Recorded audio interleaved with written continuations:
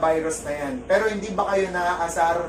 Hindi ba kayo nagagalit na yung coronavirus na yan, binibiktima yung mga Kristiyano at binibiktima yung mga tao, di ba? Na wala na silang magawa, wala na silang mapuntahan dahil bounded sila ng virus na yon. Di ba? Hindi ba kayo naaawa sa mga tao sa paligid nyo na wala na silang magawa sa buhay kasi naaano sila ng mga takot, nadadaig sila ng mga takot sa mga sarili nila. Kaya dito, ang talagang kumakalat talaga yung virus ng fear.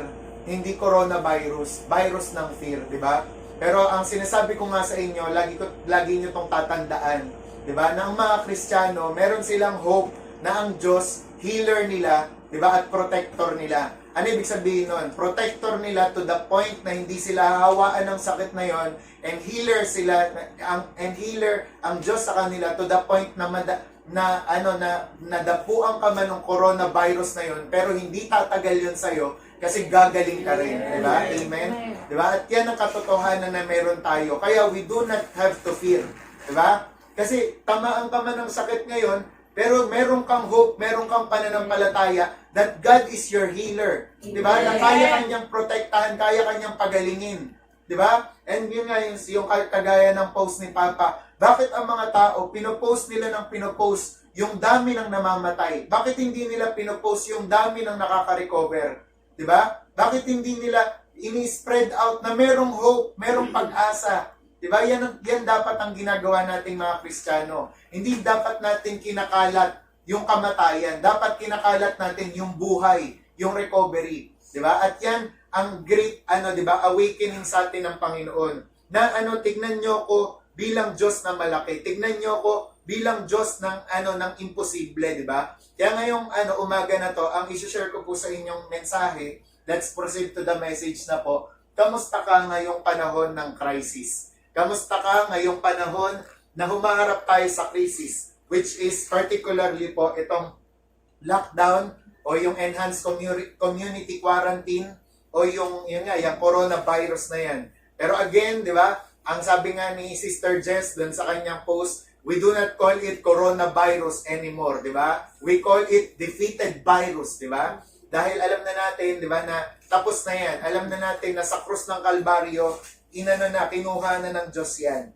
Kaya di ba, mamaya, as we remember, as we do our communion, talagang alalahanin natin na ang Diyos, kaya niyang, di ba, yung ginawa niya dun sa krus ng Kalbaryo, talagang mapapagaling ang lahat ng mga to. So, Romans 8:18 to 30. Basahin po natin yan. Romans 8:18 to 30. Yan po ang verse po natin. Yan. Sabi po dito,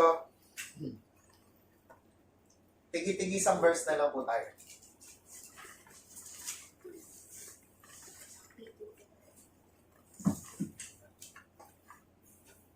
Ako muna po una, sa 18.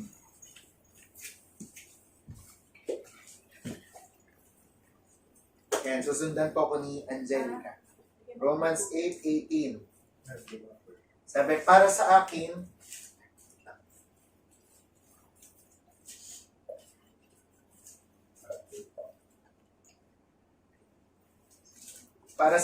ang mga paghihirap sa buhay na ito ay hindi maihahambing sa napakagandang kalagayan na mapapasa atin balang araw. Hallelujah. 19. Maging ang buong nilikha ay sabik na naghihintay na ihayag ng Diyos ang mga anak niya.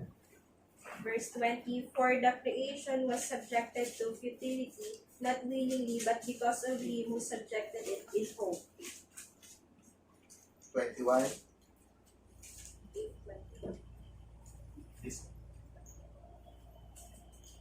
Romans 8:21. That their creation itself will be set free from its bondage to corruption and obtain the freedom of the glory of the children of God. 22, alam natin na hanggang ngayon ang buong nilikha ay naghihirap at dumaraing tulad ng isang babaeng manganganak na. At hindi lamang sa nilikha, kundi pati naman tayo na mayroong mga unang bunga ng Espiritu na tayo na may dumarating din sa ating mga sarili sa masidhing paghihintay ng pagpupugpo ang pagtubos ng ating katawan. 24. sapagkat tayo niligtas sa pamamagitan ng pag-asang ito. Ngunit ang pag-asang nakikita ay hindi pag-asa, sapagkat sino nga ang umaasa sa nakikita. 25 si Pla. Ngunit kung maasa tayo sa hindi natin nakikita, hihintay natin iyon ng buong tiyaga. 26. At gayon din naman, ang Espiritu ay tumutulong sa ating kahinaan sapagkat hindi tayo marunong manalangin ng nararapat. Ngunit ang Espiritu mismo ang namamagitan na may mga daing na hindi maipahayag. 27, at anumang nais sabihin ng banal na Espiritu ay alam ng Diyos na siyang sumisiyasat sa puso ng mga tao, sapagkat namamagitan ang banal na Espiritu para sa mga mananampalataya kung ano ang ayon sa kalooban ng Diyos. 28. Alam natin na sa lahat ng bagay gumagawa ang Diyos para sa ikabubuti ng mga umiibig sa Kanya, ng Kanyang tinawag ayon sa Kanyang layunin. 29. For those whom He foreknew, He also predestined to be conformed to the image of His Son, in order that He might be the firstborn among many brothers. Verse 30. And those whom He predestined, He also called. And those whom He called, He also justified. And those whom He justified, He also glorified. Sabay-sabay po tayo, ang Diyos ang pala sa pagbasa ng Kanyang salita. Ayan. So, ang pinaka-didiinan po natin dyan na verse po natin, yung Romans 8:28, na for all things work together for good to those who love the Lord and called according to His purpose. Pagkatapos po ng lockdown na ito, at pagkatapos po ng mga nangyari po sa atin, dapat daw po, sa dulo nito, masasabi po natin na all things work together for good to those who love the Lord and called according to His purpose. Bakit nga ba natin po nararanasan sa buhay po natin ang mga bagay na ito? Nung nakaraan, tinapi ko po yan sa inyo, bakit nga ba natin nararanasan tong crisis na ito? Unang-una, sinabi ko po sa inyo na ang crisis po na ito o ang problema na ito ng virus ay pwedeng man-made, di ba? Problem. O yung tinatawag nga po nilang pandemic. Ibig sabihin, pinlano na epidemic, di ba? Na pandemic. Ngayon, Pastor, ano ang ibig sabihin kung galing pala sa tao yan, kung gawa ng tao yan? Tatandaan natin, di ba, na God will judge every man according to their own deeds, whether good or bad. Di ba? Ano ang aral nito? Kung ang virus na ito at problemang ito ay gawa ng tao, sinasabi dito na bawat mga ginawa ng tao, mabuti man o masama, pagdating ng araw, di ba, huhusgahan ng Panginoon yan. Kaya sabi nga ng Romans 2:6, who will render to each one according to his deeds. Diba? At yun nga, sinasabi nga po dito, na darating yung araw, God will judge humans on how they handle what God has given them. Diba? Binigyan ka ng Diyos ng talento, ng talino, ng kakayahan. Ang tanong, ano ang ginawa mo doon? Diba? Kaya sabi nga dito, yes, sabi, knowledge shall increase. Sinasabi yan ng Daniel 12:4. Pero ang tanong, ano ang ginawa mo nung nag-increase yung knowledge mo? Diba? Kaya nga nung nakaraan yan ang tinatopic ni Pastor Dan, na na mangyayari naman talaga, natatalino ang tao. Mangyayari talaga na dadami ang kaalaman ng tao. Kaso ang tanong, ano ang gagawin ng tao sa mga kakayahan na yun? Diba? Kaya ang tanong natin dito, is it useful for the kingdom of God? Kagaya nito, wag na tayong lumayo pa sa iba. Katulad natin, sa bawat isa sa atin dito, ano yung mga kakayahan na binigay sa atin ng Diyos? Di ba? Ang tanong, ginagamit ba natin yon sa mabuti? Ginagamit ba natin yon for the glory of God? Kayo lang ang nakakaalam. Tayo lang ang nakakaalam. Di ba? Pero ngayon nga, sa panahon natin na ito, it is a perfect time for us to use the resources God has given us. Diba? At tatandaan natin, lahat ng mga binibigay ng Panginoon, mapa-knowledge yan o kakayahan, merong mga positive and negative effect. Depende sa paggamit mo. For example po, dati, nung sinimulan ng ng mga tao na gumawa ng weapon. 'Di ba? Dati naman talaga ang talagang purpose bakit ginagawa ang weapon is to protect and to defend, 'di ba? Para yung magprotekta at magdepensa. Pero ngayon, ano nang ginagawa sa weapon? 'Di ba? To kill, to destroy, 'di ba? Para magkaroon ng digmaan. Okay? Yung computer dati ginamit siya for us to share information para mas mapalawig pa ang pag-share, paglaganap ng information. Pero ngayon, ano ang paggamit sa computer, sa technology, sa social media? 'Di ba? Ginagamit nila 'yan for fake news. 'Di ba? For promotion ng mga kasalanan. 'Di ba? Dati maayos pa yung mga ipinapalabas sa TV. Pero ngayon, ang mga pinapalabas sa TV, mga malalaswa, mahahalay, mga pagnanasa ng laman. Kaya tuloy ngayon, ang mga tao nadadamay. Diba? Ang mga nangyayari sa mga tao ngayon, kung ano yung mga napapalabas sa TV at mga nakikita, yun ngayon yung espiritu na lumalaganap sa buong mundo. Kaya kapag nakakita ka ng espiritu ng pornografiya, ng idolatry, ng adultery sa TV, diba, later on magugulat ka, nagmamanifest na sa mga tao. Diba? Kapag pinromote ang kabaklaan, katomboyan sa TV, magugulat ka, dadami ang kabaklaan at katomboyan sa mundo. Naintindihan? Kaya darating ang pagkakataon, darating ang time, i-judge ng Panginoon lahat ng mga ginawa ng tao, whether good or bad. Diba? Kaya sana, mga kapatid, ano ang aral nito sa atin? Habang nandito tayo sa sitwasyon na ganito, sa panahon na to, ano ang mga resources ninyo na pwede nyong gamitin for the glory of God? Ginagamit nyo ba yan for the glory of God? Meron kayong mga cellphone ngayon, meron kayong mga laptop, may mga kanya-kanya kayong social media. Do you use it for the glory of God? Nagsishare ka ba para sa Panginoon? Diba? O laro lang tayo ng laro?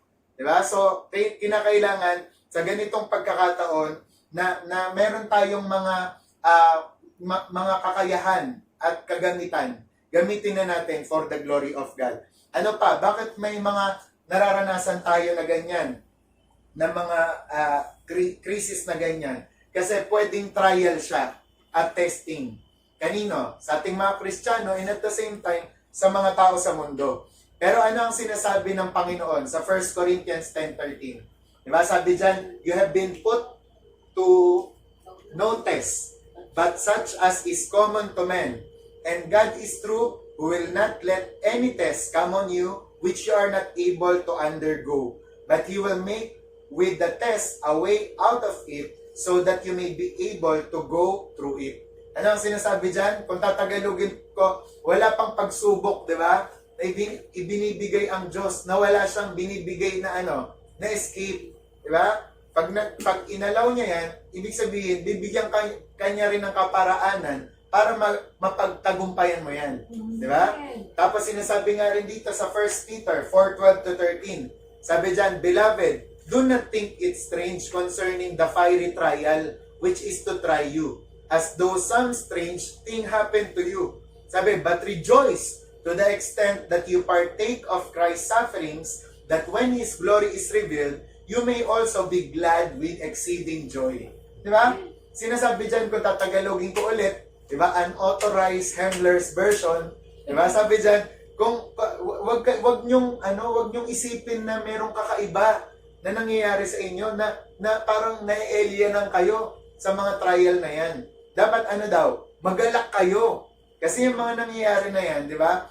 Ang nangyayari tuloy dyan, nagpa-partake ka sa paghihirap ni Kristo nang sa gayon, pag na-reveal na siya, pag nagpakita na siya, di ba, ay magre-rejoice ka na. Di ba? Kasama ka sa paghahari niya. At ano pa po, sabi naman ng James 1:2-4, kung trial itong nangyayari sa atin, kung testing ito, sabi ni James 1:2-4, my brethren, count it all joy when you fall into various trials, knowing that the testing of your faith produces patience. Di ba? But let patience have its perfect work, that you may be perfect and complete, lacking nothing. Di ba? Ano sabi ni James? Count it all joy. Pag may mga testing kayo, pag may mga problema kayo, count it all joy. Magpakasaya kayo. Kasi bakit? It will produce patience, Di ba? Magkakaroon ka ng pananampalataya sa pamamagitan niyan. Di ba? Kaya nga alam nyo, ang madalas talaga sa mga tao na walang problema, yung mga hindi sila sanay sa mga problema, mga mahihina. Di ba? Bakit? Kasi hindi natatry eh, hindi natetest. Di ba? Sa bawat mga produkto na mga na ginagawa, mapapagkain man yan, mapa-appliances man yan, o gadget man yan, ano mo nang ginagawa ng mga di ba, ng mga nagma-manufacture, tinetesting. Di ba? So, ganun din. Tayo, alam niya, sabi ng Bible, mas precious pa sa gold ang mga pananampalataya natin.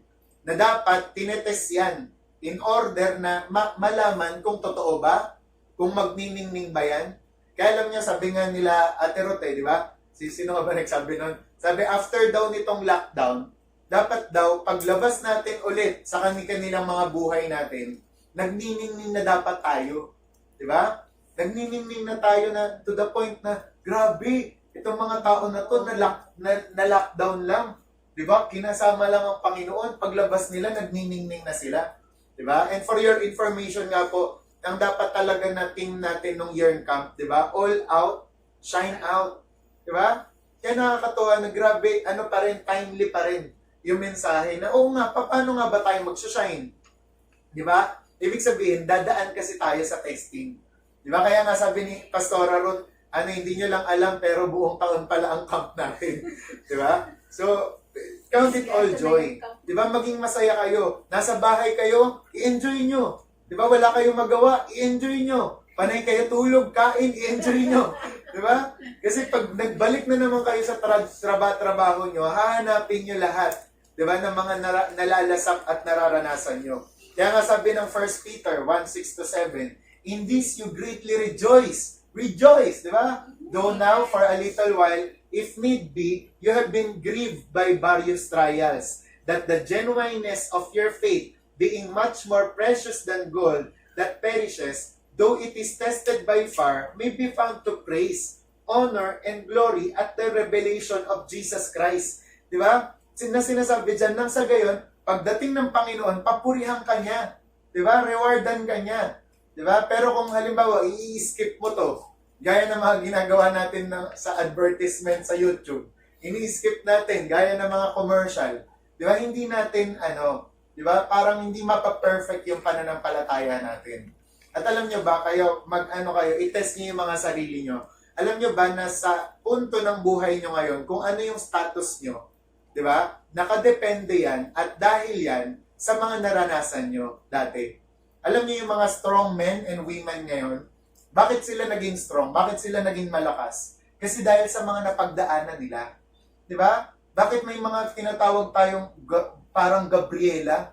Di ba? Na babae. Bakit may tinatawag tayo na ng mga lalaki na parang man of valor? Di ba? Kasi sa lahat ng mga testing na napagdaanan nila. Amen? Kaya nga, di ba, sabi nila, Willie Revillame, nila Pacquiao, tsaka sino pa, Yorme ba? Sino-sino lang daw magkakaintindihan sa mga panahon na to.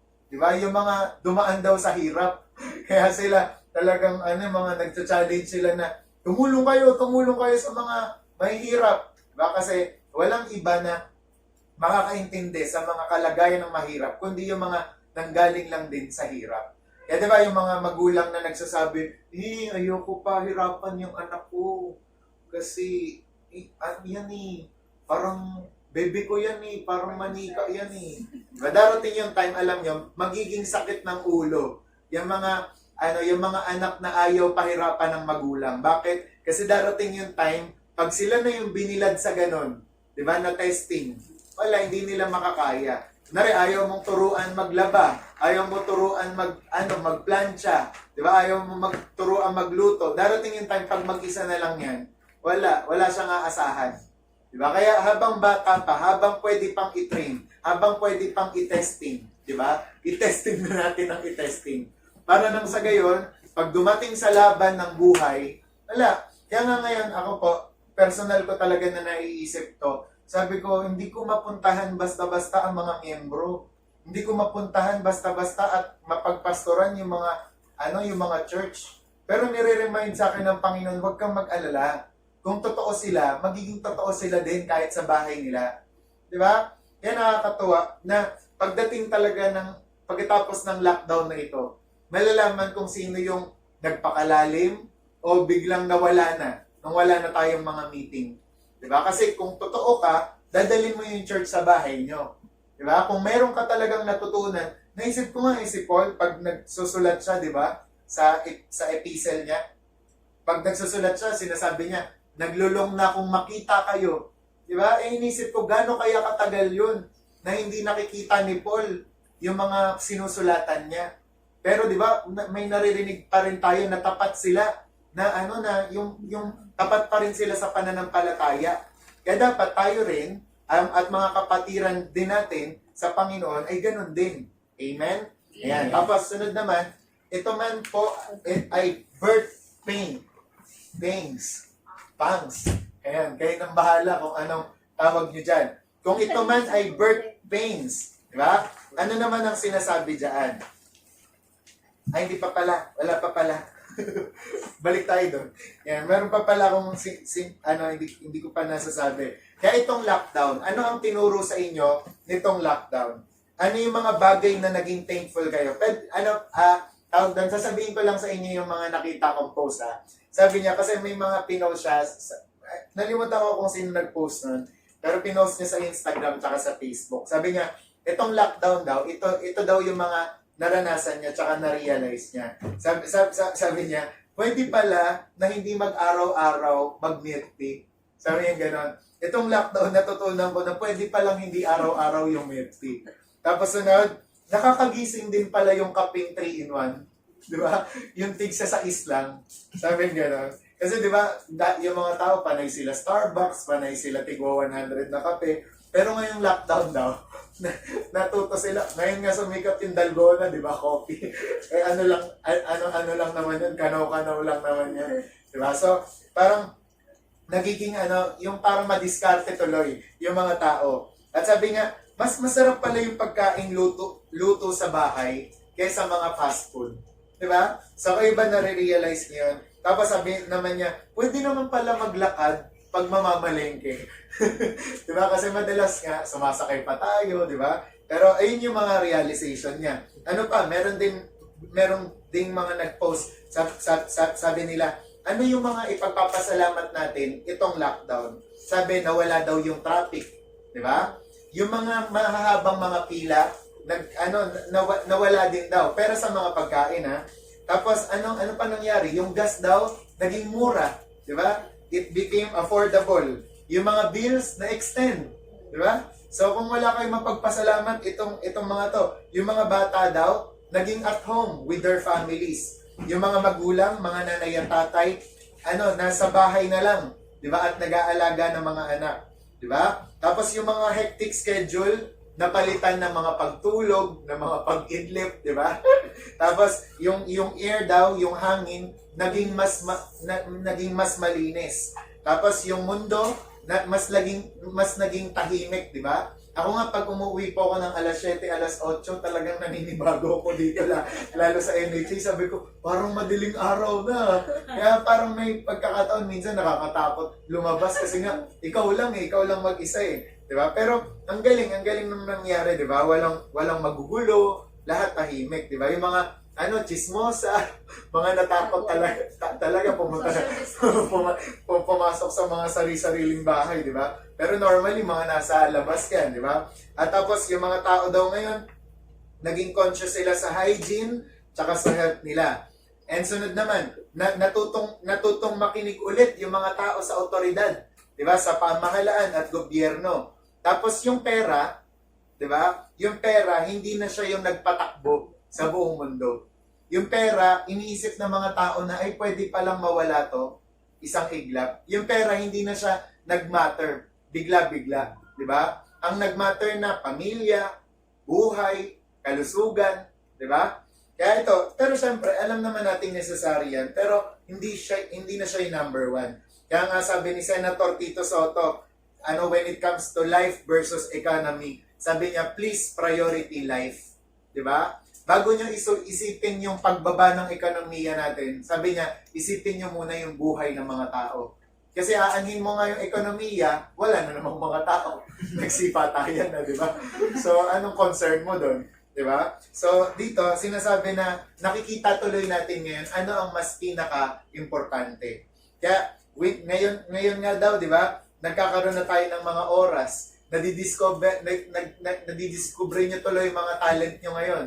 Di ba? Na may mga nag-arts na dyan. Biglang na iisip mo, marunong ka na pala mag-calligraphy, di ba? So, yun. Mga ganyan. Tapos nagkakaroon ka ng time na yung mga bulaklak, maamoy mo, di ba? Nakakapaglaro ka. Kung meron kayong mga backyard, di ba? Nakakapaglaro ka ng basketball. And finally, di ba? We become more closer to God. Amen? Mas lalo tayo ngayong napapalapit kay Lord. Kaya itong crisis na to, para daw siyang nag-reset ng button ng humanity. Kaya in short, itong crisis na to, pagkatapos talaga ng crisis na to, gaganda ang buhay palalo ng mga tao. Dapat, diba? Dapat, diba? So, dapat you will become better. Diba? Sabi mo nga sa katabi mo, you will become better. You will become better. Kaya nga pinanood ko yung preaching ni Ate Beck nung nakaraan. Sabi niya doon, sana lang, pag-pray talaga natin na pagkatapos nitong lockdown at kapag normal ulit yung mga buhay natin, wag na daw bumalik sa kayabangan yung mga tao. Diba? Wag na silang bumalik ulit sa kayabangan, yung sa mga kawalan ng kwenta ng buhay nila. Kailangan magseryoso na talaga. Tsaka kung chance pa to sa atin na lumapit sa Diyos, i-take na natin yung opportunity. Amen? At yun nga, wag na rin bumalik sa mga Diyos-Diyosan. Kasi tatandaan natin, the Lord will come anytime. Diba? Pwede nang bumalik ang Panginoon. At pangatlo, ito rin yung iniisip nila na baka nga itong crisis na ito ay simbolo na ng birth pains. Pero ngayon, ano ang ibig sabihin naman? Ano ang dapat natin gawin kung birth pains ito? Sabi ng Matthew 24 verse 6, "And you will hear of wars and rumors of wars. See that you are not troubled. For all these things must come to pass, but the end is not yet." Anong sinasabi nito? Diba? Lahat ng ito ay mangyayari. Diba? Pero ang pinupunto nga dito, dapat lang na mangyari ito. It will happen. Diba? Pero ang sinasabi nga dito, sa Matthew 24:8 din, sabi dyan, all these are the beginnings of sorrows. Grabe, no? Kung birth pains pala tong crisis na to, o yung COVID-19 na yan, ibig sabihin, beginning pa lang pala yan. Kaya sabi nga daw nila, meron pa daw mga iba pang mga virus eh. Hindi lang daw yung coronavirus, may mga iba pa. Diba? Pero yan nga, dapat maging handa lang tayo. Pero, ang sabi nga dito sa Matthew 24:13, but he who endures to the end shall be saved. Again, but he who endures to the end shall be saved. Sino man ang magiging, diba? Sino man ang mag-endure nito? Yung, ano ba sa Tagalog yung mag-endure? Yung makakapagtiis niyan. Diba? Sila ang maliligtas. At kaya nga, sa panahon na to, ito daw yung panahon na dapat ang pinagpe-pray mo na your kingdom come, your will be done on earth as it is in heaven. Saka yung Revelation 20:20, kung birth pains man ito, dapat ang sinasabi na natin, Amen. Even so, come Lord Jesus. Pinagpe-pray nyo ba yan? Na Lord, come. Diba? Dumating ka na po. At sabi nga, syempre, sinasabi rin dito sa Matthew 24:42, watch therefore, for you do not know what hour your Lord is coming. Diba? Tsaka sabi ng Matthew 24:46, blessed is that servant whom his master, when he comes, will find so doing. Diba? Mapalad yung servant na kapag dumating ang Panginoon, nagtatrabaho. Kaysa sa servant na patamad-tamad. Diba? At sabi nga, same verse lang din pala. Kaya nga dito sabi, we need to be ready. Put your house in order. We need to be prepared. Diba? Keep your lamps burning. Ano ang ginagawa nyo para maging ready kayo sa muling pagdating ng Panginoon? Okay? Kayo ba ay mas lalong nagpapakalamig o nagpapakainit? Diba? Sabi, ayaw ng Diyos ng maligamgam. Kung magpapakainit ka, magpakainit ka. Kung magpapakalamig ka, magpakalamig ka. Diba? Kaya dito, sinasabi ko sa inyo, itong lockdown, huwag kayong magpaka-prente. Diba? Ang dami natin kailangang ipag-pray. Ang dami natin kailangan na parang ipagdikdikan sa pananalangin. Okay? And then pang-apat, ito rin ay pwedeng God's judgment. Diba? So, ang mga nangyayari sa atin ngayon, it can be God's judgment. O ngayon, ano naman, ang verse natin dyan, yung 2 Peter 2:9, sabi dyan, then the Lord knows how to deliver the godly out of temptations and to reserve the unjust under punishment for the day of judgment. Tatandaan natin sinabi ko to sa inyo nung nakaraan, para sa mga anak ng Diyos talaga, ang mensahe ng Diyos, i-spare niya tayo. Diba? Ililigtas niya tayo sa lahat ng mga to. Pero para sa mga tao na makasalanan, sa mga hindi pa talaga tumanggap sa Diyos, at patuloy na lumalaban sa Diyos, yung punishment naka-reserve para sa kanila. Kaya isipin nyo maigi, yung mga sinasabi nga sa Revelation, di ba? Na yung pagbuhos ng mga paghihirap, ilan pa kaya yung mga paghihirap na darating? Kaya alam nyo, hindi ito oras para hindi ka maniwala sa Diyos. Hindi na ito yung oras para hindi ka maniwala sa rapture. Hindi na ito yung oras para yung magloko-loko ka pa sa Kristiyanong mong pamumuhay. Kaya ano pa yung verse na para dyan? Ito, yung sinasabi lagi kahit sa TV, di ba? Yung sa 2 Chronicles 7:13-14. Ito yung judgment. Sabi, when I shut up heaven and there is no rain, or command the locusts to devour the land, or send pestilence among my people. Di ba? Kung hindi ko man paulanin, kung may mga locust man, di ba, nakakain sa mga lupain nyo, o kung may mga peste man, dyan na pumunta sa inyo. Pero ang sinasabi pa rin ng 7:14, if my people who are called by my name will humble themselves and pray, and seek my face, turn from their wicked ways, then I will hear from heaven, and will forgive their sin, and heal their land. Sana naman, di ba, yun talaga yung sana naman. Sana naman sa mga nangyayari na to, tumatalikod na yung mga tao sa kasalanan nila. Di ba? Nagsisimula na silang hanapin ulit ang Diyos. Di ba? At nananalangin na sila. Kasi sabi, kapag daw nangyari yun, dun pa lang ibibigay ulit ng Diyos yung attention niya. Di ba? Dun pa lang tayo patatawarin ulit ng Diyos, and at the same time, pagagalingin niya yung bansa natin. Di ba? So, conditional din. Di ba? Sabi nga, if my people who are called by my name will humble themselves. Tsaka take note po take note. Sabi dyan, if my people. Ulit, my people. Ano ibig sabihin dyan? Yan, yung mga anak ng Diyos, yung mga Christian. So, ibig sabihin pala, pastor, sa lahat ng mga to, sa lahat ng nangyayari, ang tinatawag ng Diyos, Kristiyano pa rin. Hindi yung buong mundo. Di ba? Minsan, ang yabang natin mag-post, mag-repent na kayo mga unbeliever. Di ba? Ang natin mag-post ng ganon. Pero ang una pong tinatawag talaga, for your information, ang unang tinatawag ng Diyos ay yung mga tao niya. Yung mga Kristiyano. Kasi tayo na yung mga may alam ng katotohanan eh. Tapos kapag tumalikod pa tayo, wala. Kaya nga sabi ko nga sa inyo, pag walang gumawa ng pananalangin, pag walang nag-pray, sinong gagawa? Di ba? Kaya tayo ang dapat gumawa niyan. Yung tumalikod sa kasalanan, manalangin, di ba? At hanapin natin ang Diyos. Kaya sa punto na to, ano ang dapat na status natin ng relationship natin kay Lord? Yan ang tanong natin. Ano dapat ang status ng relationship natin kay Lord ngayon?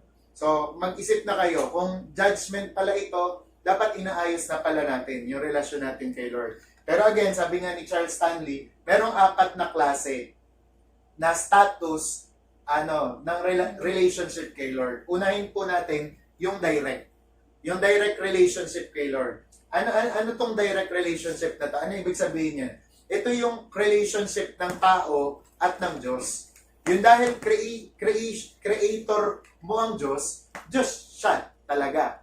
Kahit sinong tao, di ba, kilala naman talaga nila at alam naman nila na may Diyos.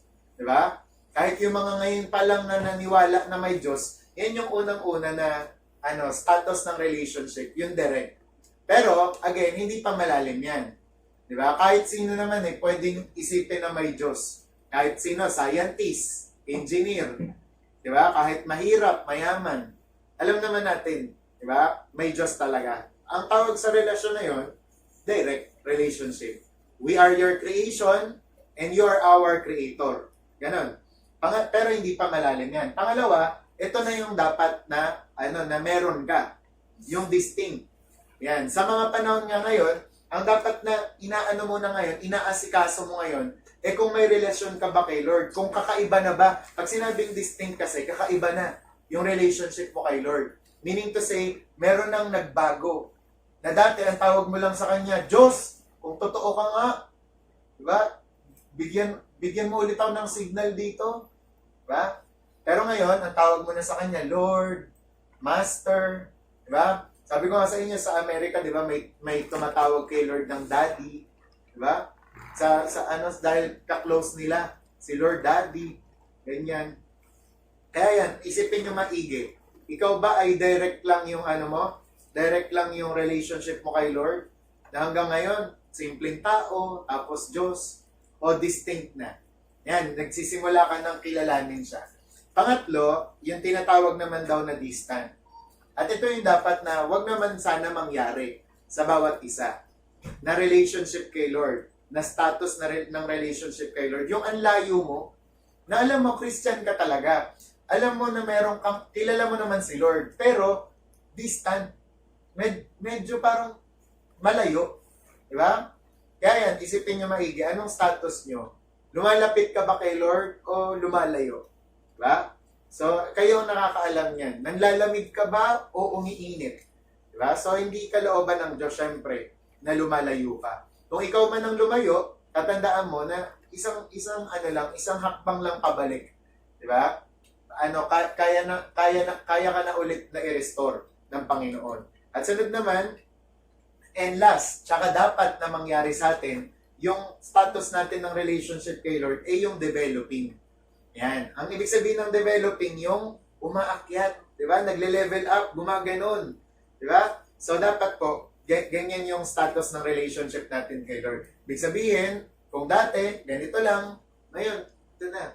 Diba? Kaya nga, basta nadudurog din ang puso ko sa mga tao na yung alam niyo yung walang nangyari talaga sa relationship nila kay Lord as in stagnant. Diba? Na ilang taon na, 3, 5, 10 taon, yung relationship nila kay Lord, ganun pa rin. Diba? Ang binabasa nila na devotion, our daily bread pa rin. Ang mga, ang mga memorize nilang verse, mga John 3:16 pa rin. Diba? Hindi ko sa minamaliit yung mga ganun, pero dapat, kung tayo tumatagal kay Lord, developing yung natin, paganto. Diba? Hindi yung ganyan. Paganto. Developing ang dapat na mangyari. Amen? So ngayon lockdown mas lalo dapat tayong mas nakakakilala kay Lord. Nagbabasa ka ba ng books? Diba? Nag-aano ka ba? Nagdi-discover ka ba? Nanonood ka ba ng mga preaching itong lockdown? O kung ano-ano nang ginagawa ninyo? Okay? So ngayon, eto, last na lang din na point. Ngayon, ano ang dapat natin na gawin? Yan. During this time. Mababasa natin yan. Ano ang dapat natin gawin? Ano yung mga tip ko sa inyo? Mababasa niyo yan sa 1 John 2:20-29. 1 John 2:20-29.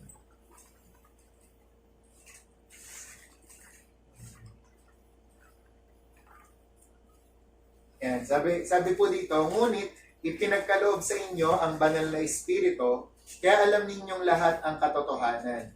21, sumusulat ako sa inyo, hindi dahil sa hindi ninyo alam ang katotohanan, kundi dahil sa alam nyo na. At alam din ninyo na walang kasinungalingan na maaaring magmula sa katotohanan. 22, at sino ba ang sinungaling? Ang taong nagsasabing hindi si Jesus ang Kristo. Siya ang Antikristo.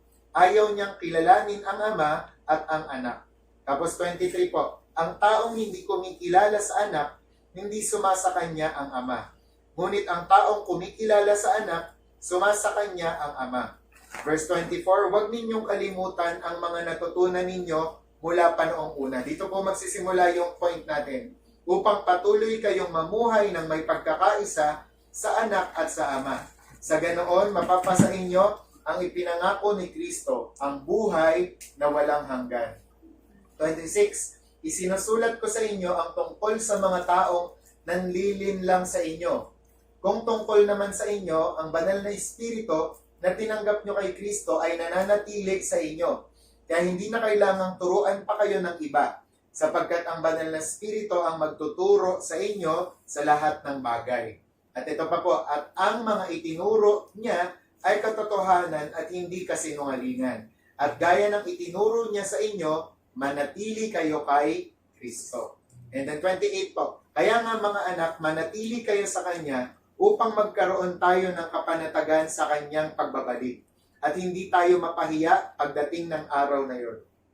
And 29, alam ninyo na si Kristo ay matuwid, kaya makakasiguro kayo na ang lahat ng taong gumagawa ng matuwid ay mga anak ng Diyos. So, nandyan po yung pinakasasabihin ko sa inyo na tip, tsaka dapat nating gawin, itong last days, tsaka syempre, itong habang lockdown po tayo. Number 1, dyan nyo na mababasa yan sa 1 John 2:20-29, na huwag nating kakalimutan ang lahat ng ating natutunan. Unang-una, 3 lang po to, naiiwan ko sa inyo. Diba? Unang-una, huwag kakalimutan ang lahat ng ating natutunan. Diba? Simula po ng una, yung mga natutunan nyo po kay Kristo, magmula basic foundation po, hanggang sa mga complex na po, hanggang sa mga pinakamatitindi na nalaman nyo, huwag nyo pong kakalimutan yun. Diba? Ano yung mga shinare na sa inyo ng mga leaders nyo, ng mga pastor nyo? Ano yung mga pinag-aralan nyo sa Bible? Itong lockdown po, itong magkakalayo po tayo sa isa't isa, huwag nyo kakalimutan lahat ng mga naituro sa inyo. Diba? Kaya sa ano po natin ngayon, sa panahon natin ngayon, nasa sa inyo po yung pagpili. Kung kakalimutan nyo o mas lalo nyong pagyayamanin yung mga natutunan ninyo.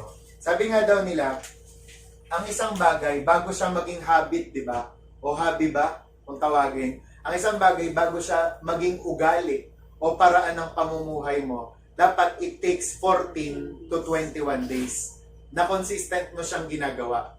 Sipin nyo maigi, 14 to 21 days.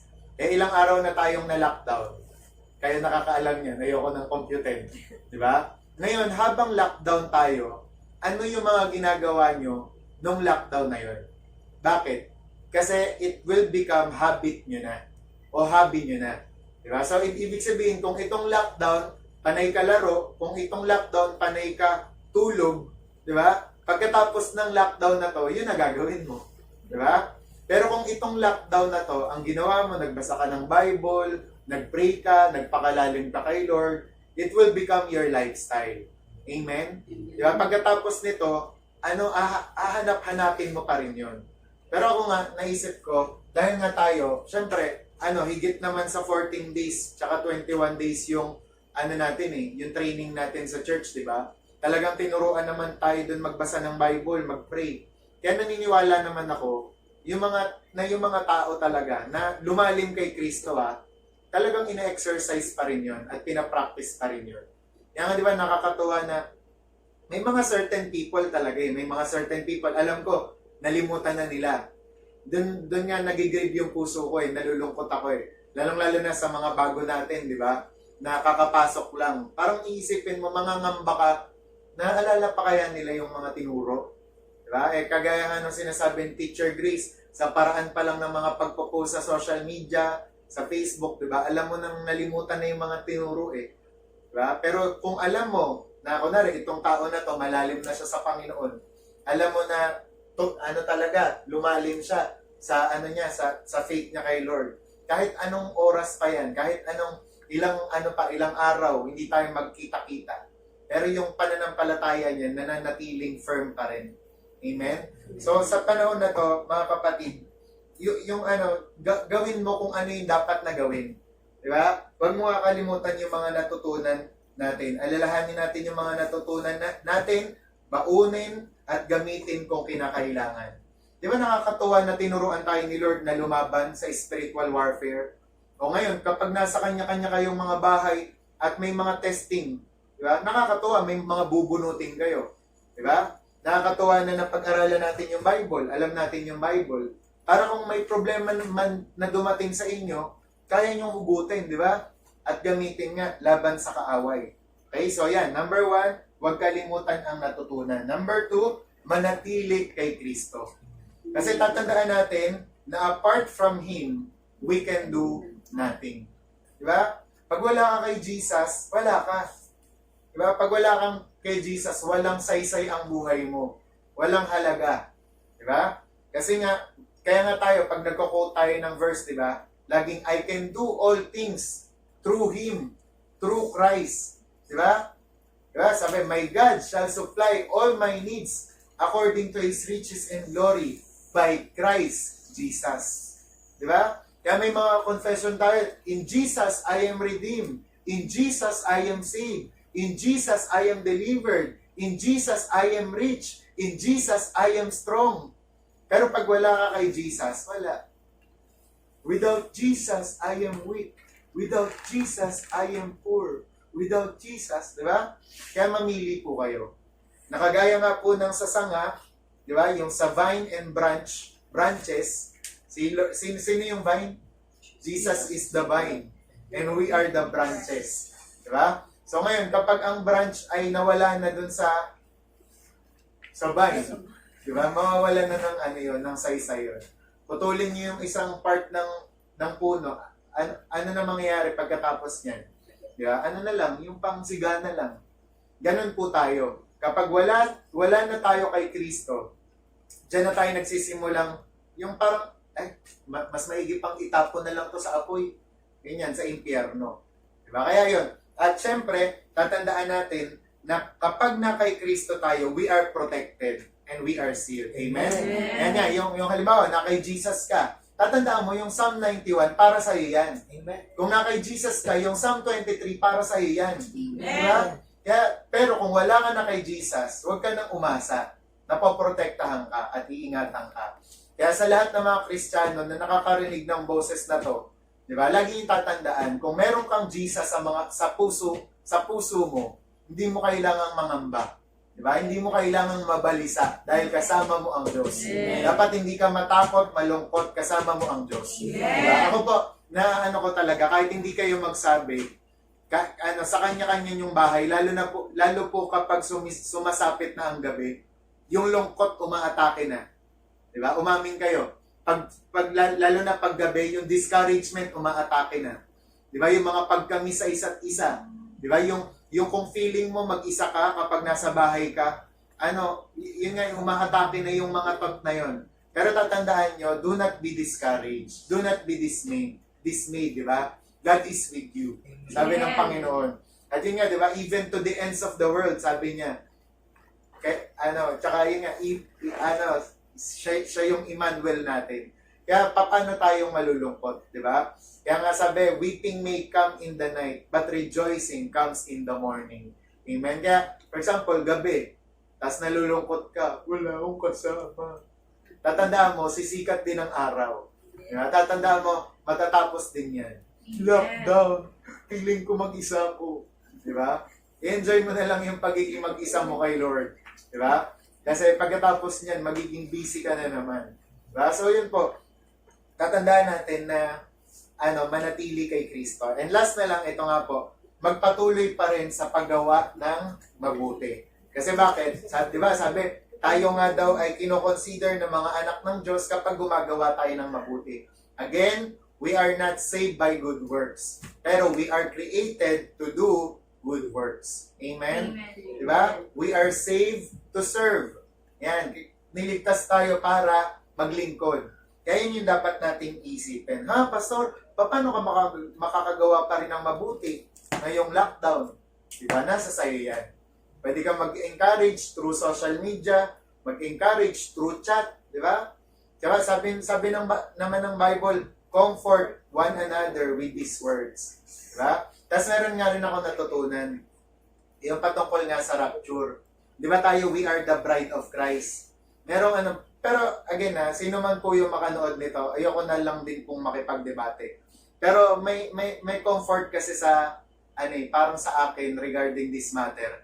Na sinasabi ng may argumento na kung ikaw ba papakasalan mo yung babaeng mahal mo, ang gagawin mo ba muna, bubugbugin mo siya bago ka magpakasal sa kanya?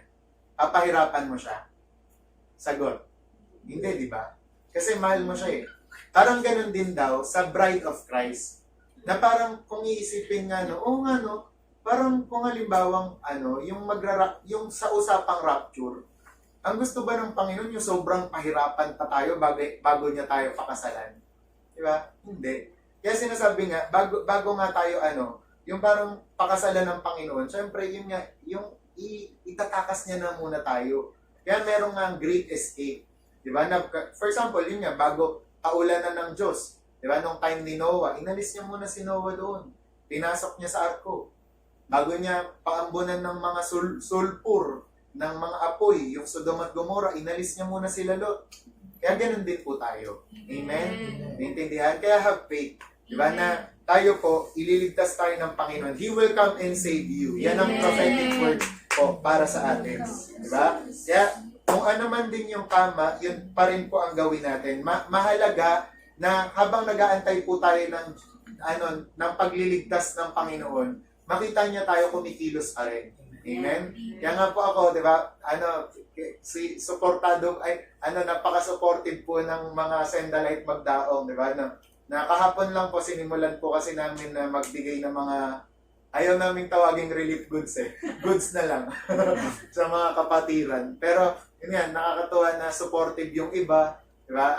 Lahat na lang, supportive yung lahat. Na yung iba nga daw, magpapasponsor pa. Tapos ngayon, hi, hello kay Ate Casey. Naghihintay na daw po yung itlog natin. Yung itlog, tsaka yung bigas, di ba? Parang nakakatuwa lang na, sa gitna ng ganito, parang yung mga Kristiyano, parang napupush silang gumawa ng mabuti, di ba? Tapos yun nga, may nababalitaan tayo, sila Toto, sa Ming, di ba? Meron siyang pawang gawa ngayon na ginagawa, yung bayanihan niya, mag-isa, di ba? Na, yung nagsiservice siya ng, kung halimbawa gusto mong magpabili ng gamot o pagkain, hindi siya naniningil, talagang siya, yung magmula katarungan ata hanggang bayan. Basta sakop ng type C. Diba? Tapos yun yan, tayo din. Tapos si Adrian din ngayon, nagkakalap siya. Sabi niya sa akin, sabi niya, Pastor, meron akong 2,000 ngayon. Sabi ko, wow, sige, ipunin mo lang yan. Kasi may mga nagbigay na nga daw sa kanya. Kaya pinakita niya lang daw yung mga picture. Diba? So parang nakakatawa. Tapos kahapon nga po, na habang nagbibigay kami ng goods, baka sabihin nyo, ba't kaming taga-NHA? Wala. kaya ko po inuna sila kasi hindi ko talaga sila mapuntahan. Ganyan. Tsaka may itlog naman po kayo. Dadagdagan na lang po natin yan. Kala mo naman, immortal yung itlog na hindi na uubos, di ba? Pero yun nga po, magpatuloy tayo sa paggawa ng mabuti. Kung ano yung mga pwede nating i-share, nakakatuwa lang, di ba, dun sa sulat ni Paul, na yung sa Macedonia ba yun? Yung kahit kapos po sila, tsaka yung sa Pilipos din, kahit kapos sila, dun pa silang mas lalong nagbigay. Yan. Kaya nga special thanks po kaya ko yun sinabi ko yun kay Brother Miko kung nanonood ka man, di ba? So nagbigay daw po siya, tsaka yan kay Adrian niya. So yun, basta kung ano man yung pwede nating magawa para sa lahat, lalong-lalo na nga sa household of faith, di ba? Sa mga kapatiran, gawin natin talaga. Tsaka nakakatuwa lang na habang binibigyan mo nga sila, nakangiti talaga sila. Nung si Nanay Susan nga, binigyan ko ng itlog, Pastor, thank you so much. Diba? Parang naisip ko sana talaga, parang ganun lahat magtumanggap, diba? Ng biyaya, Pastor, talagang appreciate. So ayan, patuloy lang tayo. Sabi mo nga sa katabi mo, tuloy lang sa paggawa ng mabuti. Tsaka yun nga, binabalaan ko po ang bawat isa sa atin na huwag po tayo magpakasama, diba? Sa panahon na to. Kasi sabi ng Bible, habang sa last days nga daw po ang mga tao, sasama sila ng sasama. Pero dapat tayo, bubuti tayo ng bubuti, di ba? Dapat mas lalo tayong gumawa ng bubuti. Hindi porke ginagawa ng majority ay gagawin mo na rin.